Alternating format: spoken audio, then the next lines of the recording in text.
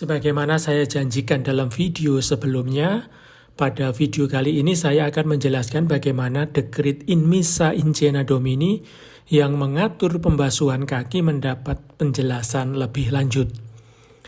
Sekretaris Kongregasi untuk Ibadat Ilahi dan Tata Tertib Sakramen pada waktu itu, yakni Uskup Agung Arthur Rose, sekarang beliau menjadi Kardinal Perfect menggantikan Kardinal Robert Sarah, dan dengan Konstitusi Apostolik Predicate Evangelium, nama kongregasi berubah menjadi dikasteri memberikan penjelasan lebih lanjut berkenaan dengan dekret tersebut.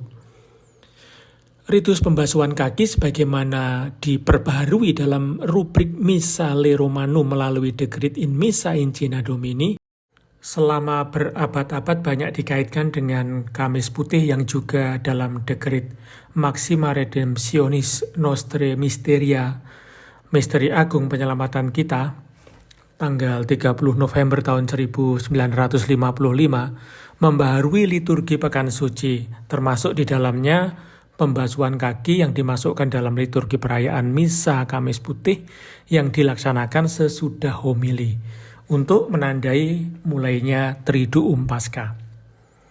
Diterangi oleh Injil Yohanes, ritus tersebut memiliki makna ganda.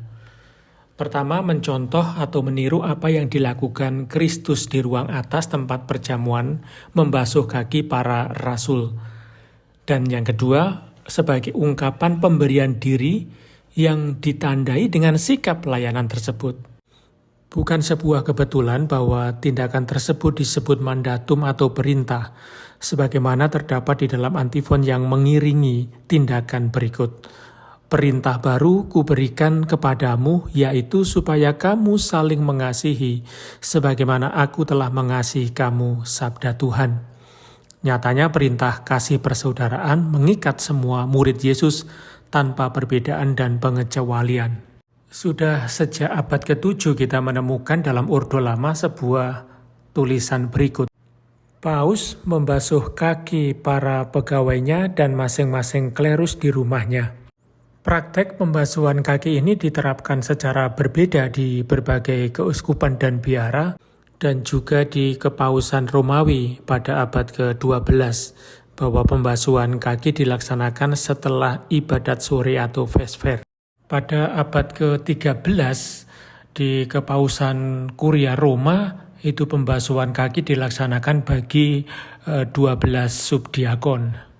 Perintah pembasuhan kaki juga dijelaskan di dalam Missale Romanum Paus Pius ke-5 tahun 1570, yakni setelah membereskan altar, para klerus bertemu untuk melaksanakan pembasuhan kaki di mana yang lebih tua itu membasuh kaki yang lebih muda lalu mengeringkan dan menciumnya. Itu dilaksanakan selama dinyanyikan antipon yang berakhir dengan lagu Ubi Caritas dan diakhiri dengan Pater Noster atau Bapa Kami, dan sebuah doa yang dihubungkan dengan perintah untuk saling melayani dan juga pembersihan dosa-dosa. Selain itu, dalam Ceremoniale Episcoporum atau upacara para uskup pada tahun 1600 menjelaskan lebih detail kebiasaan pembasuhan kaki yang dilaksanakan setelah ibadat sore atau vesper atau saat makan siang. Dilakukan di mana? Bisa di gereja, di ruang kapitel atau ruang yang cocok atau pantas lainnya. Di situ, uskup akan membasuh kaki 13 orang miskin yang sebelumnya mereka telah diberi pakaian yang pantas, diberi makan, dan juga diberi sumbangan amal kasih. Lalu di dalam pembasuhan itu, uskup akan membasuh mereka, mengeringkan kakinya dan menciumnya. Dari sini menjadi jelas bahwa pembasuhan kaki yang begitu bermakna tersebut memang diperuntukkan bagi para klerus dan tidak ditujukan untuk seluruh umat Allah, tetapi tidak menutup kemungkinan menurut kebiasaan setempat di mana orang-orang miskin atau orang-orang muda bisa dipilih untuk dibasuh kakinya. Tetapi di dalam Ceremoniale Episcoporum diungkapkan secara jelas mandatum tersebut dikhususkan untuk para klerus. Melalui Decree Maxima Redemptionis, Paus Pius ke-12 membaharui liturgi Pekan Suci Dengan memindahkan misa perjamuan Tuhan atau Kamis Putih pada malam hari dan memasukkan tradisi pembasuhan kaki dalam perayaan Ekaristi tersebut secara khusus dilaksanakan setelah homili untuk 12 orang laki-laki yang sudah dipilih, duodecim viros selectos. Di situ selebran utama membasuh dan mengeringkan kaki mereka. Tetapi tentang mencium kaki setelah dibasuh tidak disebutkan lagi. Pembaharuan yang terjadi menunjukkan keinginan untuk meniru secara eksplisit apa yang dilakukan Yesus pada malam perjamuan terakhir, yakni membasuh kaki para murid yang notabene adalah laki-laki. Dalam Missale Romanum tahun 1970, pembaruan ritus sebelumnya dilanjutkan, yakni menempatkan pembasuhan kaki dalam liturgi Ekaristi yang dilaksanakan setelah homili. Namun angka 12 dihilangkan, sementara Ubi Caritas tetap dinyanyikan, namun Pater Noster atau Bapa Kami sebagai penutup pembasuhan kaki dihapuskan. Lalu dalam surat edaran tanggal 16 Januari tahun 1988 yang berjudul Paschales Solemnitas tentang perayaan Paskah yang dikeluarkan oleh Kongregasi untuk Ibadat Ilahi dan Tata Tertib Sakramen nomor 51 dikatakan, pencucian kaki dari para laki-laki dewasa yang terpilih menurut tradisi dilakukan pada hari ini, Kamis Putih, untuk menyatakan pelayanan dan cinta kasih Kristus yang telah datang bukan untuk dilayani, tetapi untuk melayani. Tradisi ini harus dipertahankan dan pentingnya maknanya dijelaskan secara sepantasnya. Perubahan saat ini menunjukkan bahwa siapapun bisa dipilih dari semua anggota umat Allah.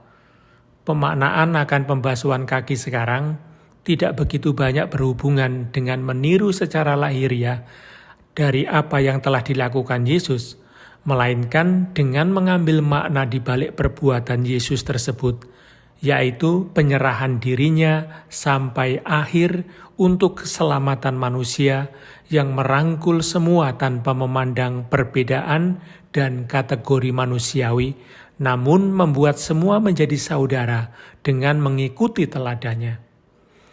Teladan yang Dia berikan kepada kita senyatanya melampaui tindakan pembasuhan kaki secara fisik, yakni sikap nyata melayani sesama kita yang didasari oleh cinta.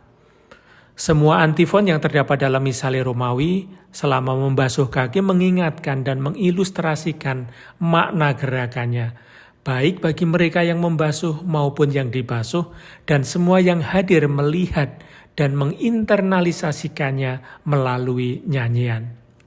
Inti dari Misa Kamis Putih atau Misa Perjamuan Tuhan tidak terletak pada pembasuhan kaki, melainkan pada penetapan Ekaristi dan peneguhan akan tahbisan imamat yang memang sangat terkait erat dengan Ekaristi. Maka pembasuhan kaki tidaklah wajib dalam Misa Kamis Putih. Adalah tugas para gembala, para romo untuk mempertimbangkan menurut kondisi pastoral setempat. Sedemikian rupa sehingga pembasuhan kaki tidak menjadi rutinitas dan artifisial belaka yang membuatnya kehilangan makna, atau malah direduksi menjadi sebuah pertunjukan yang dipertontonkan. Para gembala harus memilih sekelompok orang yang mewakili umat Allah. Pelayan awam, tertabis, menikah, lajang, religius, sehat, sakit, anak-anak, remaja, atau lanjut usia, dan bukan hanya satu kategori saja. Mereka yang terpilih harus melaksanakannya dengan sukarela. Dan yang paling penting mempersiapkan perayaan dengan baik, akan membantu semua umat bisa berpartisipasi dengan penuh dalam menganamnesis, mengenang atau menghadirkan kembali perintah baru, sebagaimana didengar dalam bacaan Injil, yakni perintah untuk saling melayani dan mengasihi yang merupakan bagian dari hidup kemuritan setiap murid Kristus.